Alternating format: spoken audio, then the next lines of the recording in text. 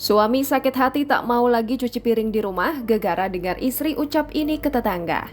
Viral curhatan seorang suami mengenai keluh kesahnya di situs Reddit. Melansir dari Newsweek pada 28 Oktober 2021, pria itu mengatakan selalu berusaha membantu pekerjaan rumah. Di sela-sela pekerjaan kantor di siang hari, dirinya menyempatkan untuk membantu mencuci piring. Sehingga mereka memiliki waktu lebih banyak untuk anak-anaknya di malam hari. Sang suami pun tidak keberatan setiap kali mengerjakan pekerjaan mencuci piring. Hingga suatu hari, sang suami tidak sengaja mendengar pembicaraan istrinya dengan teman-temannya. Mereka sedikit minum dan tertawa di ruang TV. Sang suami mendengar apa yang dibicarakan oleh mereka. Istrinya mengatakan jika ia sudah melatih mencuci piring dengan baik. Sang istri juga menuduhnya bereaksi berlebihan mengenai komentar itu. Setelah hari itu, sang suami tidak mau lagi cuci piring.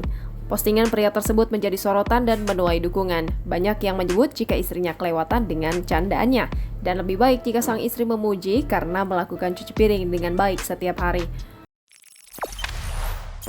Jangan lupa subscribe, share, komen, dan like ya!